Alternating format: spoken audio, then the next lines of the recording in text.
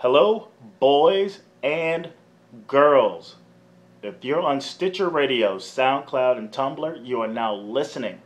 And if you're on YouTube, you're now watching Peter Talks Smackdown, your weekly source for WWE Smackdown review and opinions. Some of them not so popular. Some of them are the gospel, God damn it. And first of all, I want to give a big shout out to the U.S. Supreme Court for doing the right thing and allowing gay marriage to be national. You know, everyone has the right to get married, gay, straight. You know, great job. You're on the side of the right. And those who are celebrating, you know, congratulations. For those who support it, you know, it's a good thing you support a good cause. There's a lot of people that probably don't agree with it and probably never will, maybe because of their personal thought, maybe religion. Hey, those people are entitled to their thoughts and opinion as well. They may not be to your liking, but again, there's always two sides to the coin. The conversation is now open even more for discussion. It's best to have the discussion than to have the pointing of the fingers and calling each other stupid or dumb or disgusting. All right? Let's just keep the ball rolling.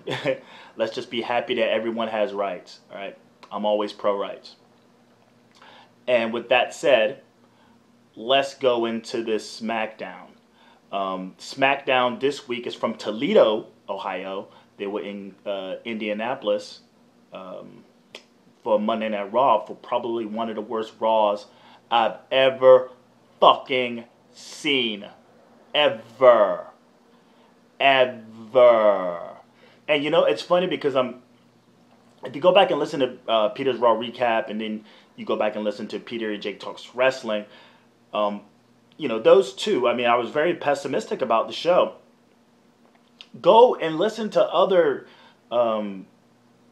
Peter and Jake's. I'm always like, okay, there's some good things that came out of some stuff, but that last Raw, absolutely no. And maybe because I've been doing this podcast, maybe because I'm becoming a little bit of an insider, maybe my seasoning to how wrestling promotion should work, and the backs, you know, the behind the curtain kind of thing, and it's just like, maybe that's the case. But nevertheless, I saw it for what it was. And again, I listened to other podcasts, and they basically said the same thing. I guess the only other podcast I listened to that didn't say anything negative about it really was Cheap Heat. And I'm like, I mean, I'm thinking, what's wrong with them? I mean, were they not watching the same Raw? Jake, on the other hand, saw that it was great. It was a great wrestling show. I mean, if you wanted to watch wrestling, you got some wrestling, and I'm not taking away from the performers. I'm just saying in terms of storyline and build up and momentum, it all fell flat. And then you end up with this SmackDown taping that should have been Raw, actually. It should have been Raw. Not saying that it was like this great thing, but it was definitely, and it's all arbitrary. I never try to talk in definitives of what's better or what's best, but this SmackDown was indeed better. It ran smoother. They kept up with storyline. I mean, not so much momentum, but you got a clear sense of direction during this show. They followed up on some things, but here we go. Again, SmackDown is in Toledo, and on the announce team is a bit of a surprise. You got Jey Uso out there, and you know, Byron Saxton sucks. He stinks, and maybe WWE is changing their mind on how they feel about him and where to go with him in terms of like calling matches either as a face or as a heel commentary. But he's not on SmackDown, and Tom Phillips and Jerry the King Lawler. Jey Uso, the fact that he's hurt it was quite refreshing just to listen to him. He was a what's the word I want to use? He's a current wrestler, and he was able to talk about the matches as a current wrestler, which was really nice. And plus, the way that he spoke like himself, and he seemed very comfortable behind the mic. So kudos to Jey Uso for stepping behind the commentator's booth and doing your thing. SmackDown starts off with a video package of what happened on Raw, the storyline of Seth Rollins and Brock Lesnar. And we all know how that shit went. Seth is basically trying to get the J&J and Kane, back together to look out for him, and which results to them basically beating down Brock Lesnar in the end. It kicks off with that video package, and then the show starts with Seth Rollins, Joey Mercury, and Kane in the ring. And they're basically just sort of puffing their chest out, talking about the beatdown they put on Brock Lesnar. And he gives a shout out to Mercury for drawing up the plan to beat down Lesnar. He addresses the Noble injury because the spot where Brock Lesnar in the main event segment picks him up and drives his ass to the barricade. He broke 3 ribs, and ambulance had to come scoop his ass up. And they showed that fucker 3 or 4 times, and I'm just like, God damn, really? You really have to show that like that? Because you saw when he hit, you saw his facial expression like, oh, that's not good. And you heard like a, oh, like that ain't good. But they just had to fucking like do it. They put it in slow motion like 3 fucking times. And he dedicated the night to Noble. He bigs up Kane, and Kane speaks. And one of the things he talks about is the Big Show and him being out. Now, I don't know what happened between now and say WrestleMania, but the Big Show hasn't really been stepping out with the authority for quite some time. And now Kane talks about another authority member not being there, which caught me off guard. And it's funny because I was like, was that just me? To find out where SmackDown was this week, I had to go to Bleacher Report. And sure enough, one of the points that he put down was Big Show in or out of the authority? So I thought that was pretty interesting. It shows, he talks about how Ryback took out Big Show and that he's not there and he's not part of the authority, blah, blah, blah. He's not out with the authority because of that. They showed the Ryback beatdown from Monday. He calls out Ryback. Everyone questions Ryback, and then Ryback goes into a babyface promo on Champion versus Sellout. And so Kane, pissed off, he sets a match for Ryback against himself. And then Rollins is like, all right, fuck that. Ambrose didn't barely beat me, and tonight I'm going to fight him again to show him that I'm the man. So we got 2 matches. So they set the 2 matches between Ryback and Kane and Seth Rollins and Dean Ambrose. The rematch. Dolph Ziggler versus Sheamus. And, okay. We all know Ziggler's contract's about to run out, and everyone's had these speculations. My thought is that he just get off TV. Just get the fuck off TV. Don't just opt out. Go home for like 6 months, and chill, and just don't do anything. Don't go to TNA. Don't go to ROH. I imagine you got yourself your share of money. Stay out for a couple of months. Come back. Just with a bunch of energy, ready to kick ass, and sign back to the WWE. You make a lot of fucking money there. I know that the independent scene is very lucrative, but you got to work your ass off. And I don't see Dolph Ziggler getting out there and wearing down his body. He's too much of a WWE product. He knows what it's all about. Like, work smarter, not harder, regardless of what push you're getting or not. But they got the match going on and whatever.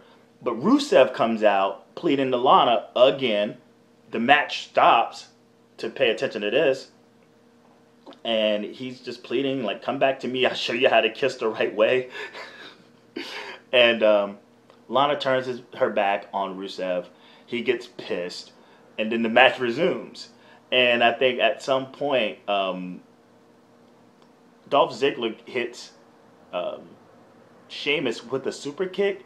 And Jey Uso screams, super kick party. Now, I guess as a hat tip to the Young Bucks and the idea of them being the super kick party, it caught me off guard. I'm like, ooh, is that okay to say? But nevertheless, it was said. So, you know, shout out to the Young Bucks to getting like a little bit of like a little bit of poke right there on WWE television. It's a decent enough match. Both these guys are whatever in limbo. Even with the Money in the Bank briefcase, Sheamus to me is still in limbo. He wins with a bro kick. And that's that. Rusev is in the match. He's pissed off again. And he throws a tantrum. And Summer Rae walks up to him and is like, hey, Lana's not worth it. So I guess they're trying to, again, build up this thing where Summer Rae, the new blonde, is going to get up on a heartbroken hollow man that is Rusev. Alicia Fox versus with the Bellas, apparently like they're like really going with this storyline that Alicia Fox is like the third Bella, the black Bella, versus Naomi. And it was kind of weird because Jay, her husband, is out there, you know, commentary, and he's not really showing any favor, honestly. At the end, Tamina kicks the shit out of the Bellas, like 2 fucking wicked super kicks with an assist from Naomi.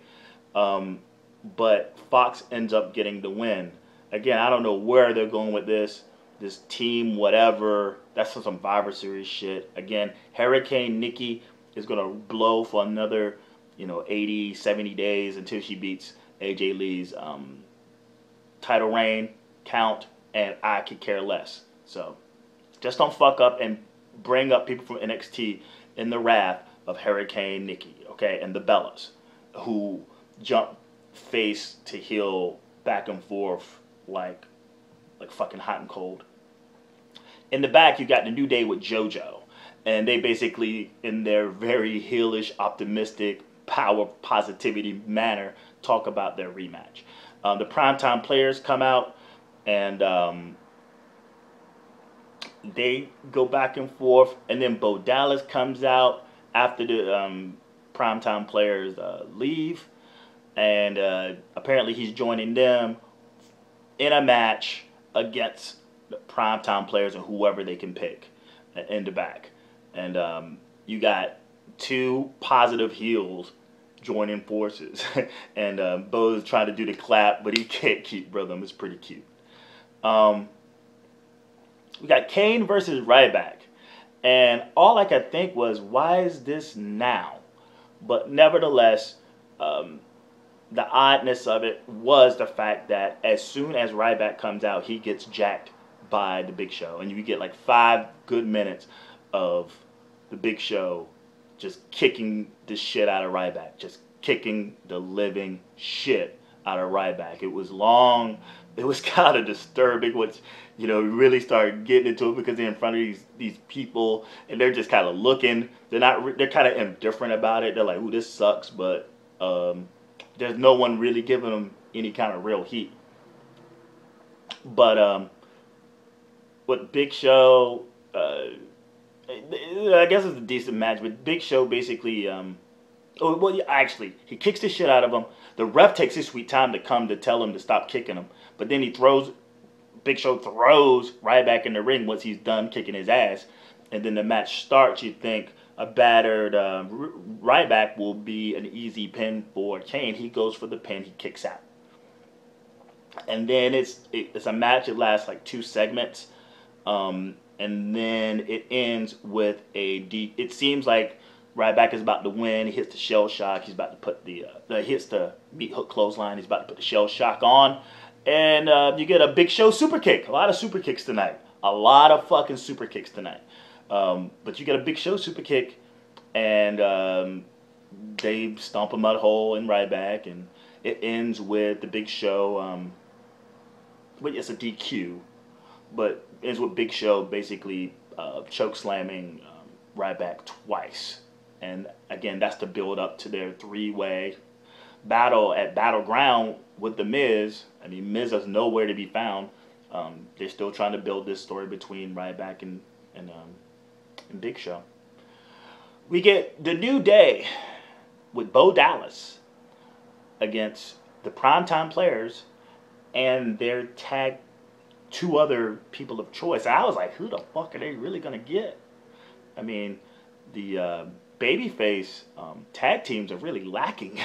And I was thinking, I guess it's the Lucha Dragons. And sure enough, it's the fucking Lucha Dragons. And it's a really good fucking match. A really good match. But it's a matter of momentum. You take the belts away from the New Day and you just give them loss after loss. Kofi losing. Woods losing. Just nothing really going for these guys. And they're still able to keep their heel heat as probably the most... what's the word I want to use? They get the most heat, you know. People still react to them. But they don't have the tag team belts, and they're losing matches. And this match in itself is a very good match, and you think they were trying to build up Titus O'Neil. Then the momentum shifts over to Darren Young, who does this. I guess that's his sign right now, the equal sign. He's jumping for joy, I imagine, today. Yeah, like, just, if you haven't seen this match, just go look at it. Me calling moves is not going to do any justice. Just watch this shit, especially around the end. You get the big dive from Sin Cara, and then Kalisto wins with a 450 splash off of the rope. He bounces off the rope, does the 450 splash onto, I think, Kofi Kingston for the win. Primetime Players, Lucha Underground. By the way, last week's Lucha Underground was awesome. The whole episode was a match between Johnny Mundo and Prince Puma. Fucking a lot of cursing, a lot of fucking cursing too. But nevertheless, I guess they're pushing Kalisto again. We never know, man. I mean, I guess who's next? Who's next with this whole, like, who gets to push in the tag team division, because it's just spread out, and again, it's all about momentum and keeping everyone at an even playing field. No superstars. And I really thought it was going to be Titus O'Neil, but one will see. You got Ambrose and Reigns in the back, and they're basically, they got their brodeo going on back there. And when he's like, yeah, I got your back out there, get out there and take care of business. I guess he gets an inclination to check his pocket, and then there's a photo of him with his mouth cut out and his eyes cut out, and it says, anyone but you. And that was on the wall, the mural of his pictures with his eyes and mouth cut out. It says, anyone but you. And yeah, like, goes to break, they come out, he's looking for him. And Kane walks up and basically it's like, yo, you know, you're a problem. We need our staff safe, and you're a liability. You're dangerous. You need to get the fuck out. And that's basically a ruse to keep him outside of the ring from being around during the Dean Ambrose Seth Rollins match. So he's escorted out by security. And then we get to the main event, which is Reigns and Ambrose. And this could have been, honestly, in place of the ladder match, honestly, once you think about it. I wasn't really big into the ladder match for Money in the Bank. We already had a ladder match for the briefcase. We didn't need a ladder match for the World Heavyweight Championship. This was a really good match. I find it interesting that Rollins set the rematch. Again, I'm surprised that the WWE went with another match between the two of them on SmackDown, no less, after they just had a pay-per-view match. But I guess it all works out for the best in terms of the entertainment and the advancement of the story, to basically the fact that I feel like Ambrose and Rollins will always face each other at some point. Will they be the new Cena and Orton? Will years from now, like 2-3 years from now, when they're still fighting, are we going to be like, oh my God, do we got to see these motherfuckers again? Regardless, super duper great match, a lot of suspense, a lot of action. And again, it's all arbitrary, but I do think this match was better than the Money in the Bank ladder match for the belt. And the belt wasn't even on the fucking line. This was like just for bragging rights for Rollins and the Authority. And the match is going until all of a sudden you get Kane involvement, you get Joey Mercury involvement, and Rollins wins with a pedigree on to Ambrose after Mercury actually runs into the ring, and Ambrose grabs him. With that distraction, Rollins just basically turned him around, kicked him in the gut, put him in the pedigree, and laid him out. And he laid there. Again, that's one finish move. That's the second time he went out to one finish move. Last week, not even a finish from Kane, getting chokeslam from the second turnbuckle and laying for the pin. But he gets one pedigree. And again, it's SmackDown. I mean, it's not a pay-per-view. You expect that a pay-per-view to kick out of maybe multiple finishers. But goddamn, this guy's the hardcore guy. He takes a licking and keeps on ticking. So that's 2 matches straight where he just goes down to one finish, a finisher and a half. And he lays there. He lays out after the pin. And the Big Show, Dean Ambrose, and Joey Mercury stands tall. And it's like, okay, I guess this is a very powerful faction right now. The fact that they fucked up Brock Lesnar and now they got the Big Show back, and they're down a man in Jamie Noble, and I don't know. Again, this SmackDown was better than Raw. I still think that this faction, the Authority faction, is not as strong as it wants us to believe it is. And if we go down the card, I really, let's just review from the main event up. I don't know what's happened to Ambrose. He can't get a win to save his life. Again, he is the bitch, the side hoe, for a good baby face whenever a big guy goes down. And I guess that guy is Daniel Bryan. And maybe, just maybe, he's returning soon. That's why they're basically having Ambrose look like a total bitch. Even though he has the crowd behind him. Just great crowd support. He probably has more crowd support than anyone on the roster right now.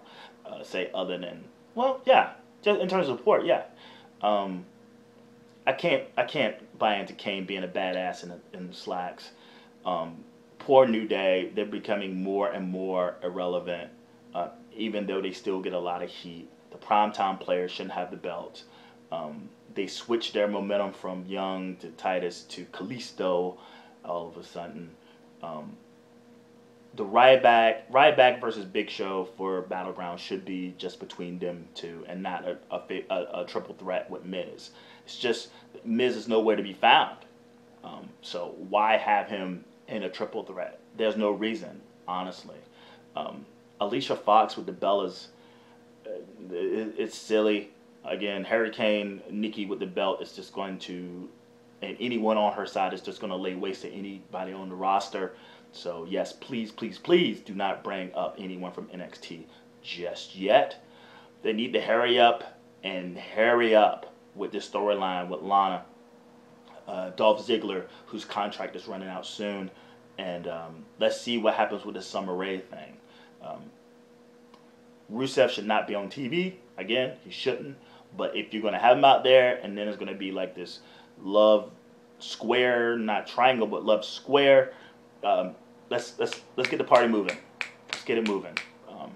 Because we gotta be here for it. Because you know we watch this show. And yeah, and that's it. We'll see what happens with Brock Lesnar, man, next Monday, and how that's gonna go. I hope he's not on TV. I mean, if he's selling the beatdown, I just say keep him off TV so they don't ruin it. Make him look any weaker than he already is in this fucking bullshit. So that's how I feel.